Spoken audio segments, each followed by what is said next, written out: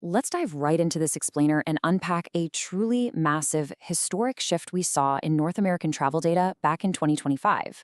Based on newly released numbers from Statistics Canada and reported by The Guardian, we aren't just looking at a minor dip in tourism here. No, this is a fundamental rewiring of billion-dollar habits across what's usually one of the world's busiest borders. So, I want you to think about this staggeringly huge number, $3.3 billion. That's exactly how much less Canadian residents spent on travel to the United States in 2025 compared to the year before. To put that into perspective, we're not talking about spare change or a few canceled weekend trips. This represents a massive, sudden redirection of consumer capital across borders in just a single calendar year. The numbers paint a very clear picture.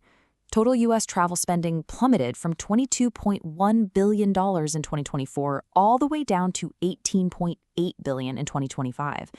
And alongside this severe financial hit, we saw an overall 25% drop in return trips to Canada from the U.S., whether by vehicle or by plane.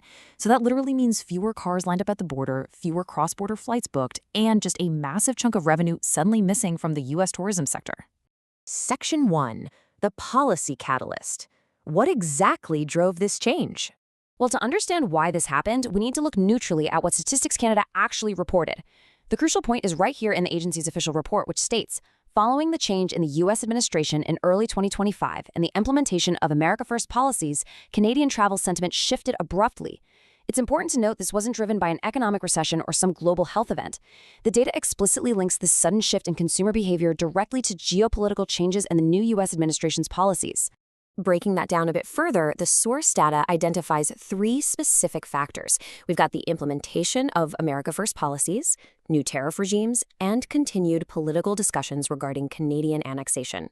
Basically, it was this specific combination of political and economic rhetoric, rather than just a general distaste for travel or a lack of disposable income, that drove tourists away from the border. The data is incredibly clear on this cause and effect relationship as recorded by the National Statistics Agency. That brings us to Section 2, the pivot. Where exactly did Canadians go? Because they certainly didn't just stay home. Now get this number, $3.6 billion. While $3.3 billion was draining out of the U.S. travel economy, Canadian spending on travel abroad, specifically excluding the U.S., actually grew by $3.6 billion in 2025. Their total international travel spending reached a massive $22.8 billion. The money didn't just disappear, it simply boarded a different flight. So where exactly did those redirected billions end up? Well, instead of heading south, the data shows a 14% surge in trips to Europe and an even larger 17% jump in travel to Asia compared with 2024. These massive geographic shifts really provide a stark contrast to those dwindling U.S. visits we were just looking at a moment ago. It's what you could call a perfectly symmetrical economic pivot. Honestly, it's a fascinating one-to-one economic substitution. As U.S. visits dwindled, global international travel absorbed almost the exact financial difference. That $3.3 billion lost by the U.S. was nearly perfectly mirrored by the $3.6 billion gained by destinations in Europe, Asia, and other overseas markets. It brilliantly illustrates just how globalized and flexible modern consumer spending can be when sentiment suddenly shifts. Moving on to Section 3, let's look at the unprecedented historical context of these drops.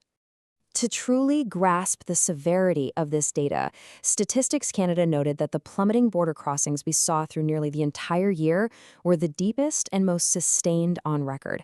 If we zero in on July of 2025 alone, border crossings fell by a massive 1/3 compared to the previous year. Just think about that. That is a staggering evaporation of peak summer leisure travel.